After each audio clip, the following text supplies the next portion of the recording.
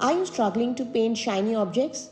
Then dive in with me today as I'll be breaking down the 3 common mistakes we can avoid to create stunning results.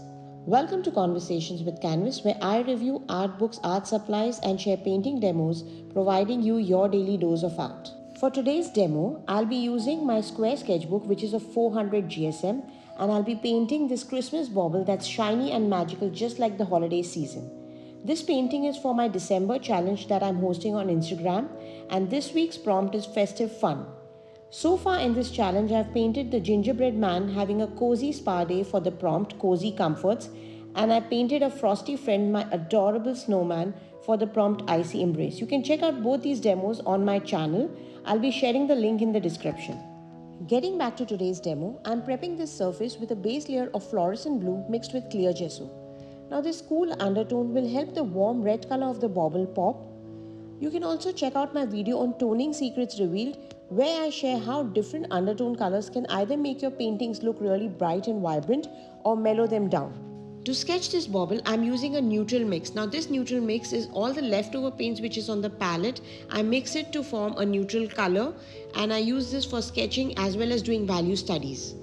While sketching, my basic goal here is to keep the lines light and loose. I'm focusing on the circular shape of the bauble and lightly marking the cap, the string and the shadows. The key here is to keep everything in proportion and not stress too much about getting it all perfect. Now that I have the bauble's shape down, I'm sketching out the major dark and light areas. This mapping of the darkest values will help me once I start the color blocking stage.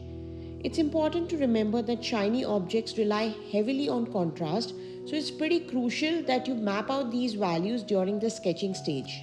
For this painting, I'm using a limited palette of the 3 primaries, white and my trusty neutral mix.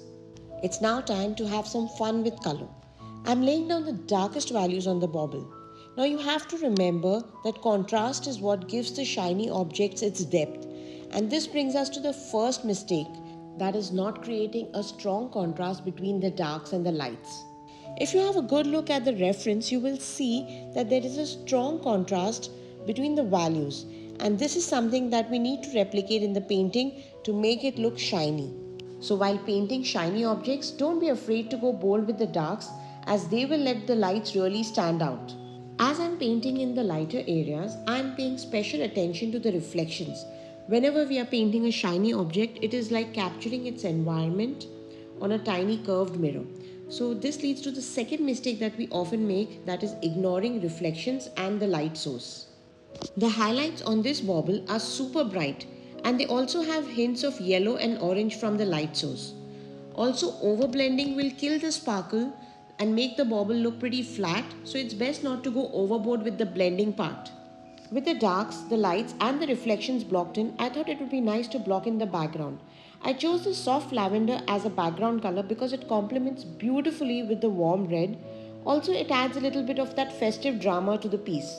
A shiny object will reflect light onto its surroundings too, and that brings us to the third mistake, which is neglecting the background. The object scatters light around it as well as in the shadow area, and it is important to capture this in the painting. Here I'm exaggerating the reflected light in the shadow as well as in the foreground area. This is to make it look more dramatic and painterly. As you can see in the photograph, the shadow as well as the foreground isn't looking so vibrant. It's time now to focus on the cap and the chain. Strong highlights, high contrast, and paying attention to where the light hits the metallic surface is very important when we are painting metal. Here I'm using tones of yellow to mimic gold, so I'm mixing my cool Hansa yellow light with the neutral mix to get the darker tones for yellow, and for the highlights I'll be using pure white as well as the yellows.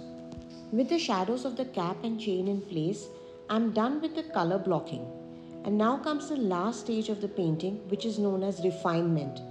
It's important at this stage to not go overboard with refining the painting, as it will lose its expressiveness and energy.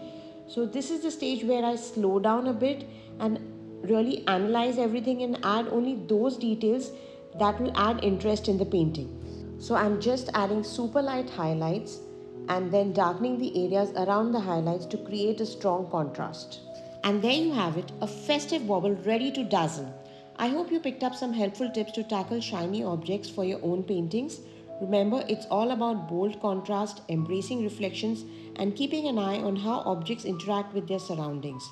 Do try out the tricks we explored today and splatter the comment section with what you'd want me to paint next. Until next time, take care and keep creating. I'll see you soon for more art magic on Conversations with Canvas. Bye.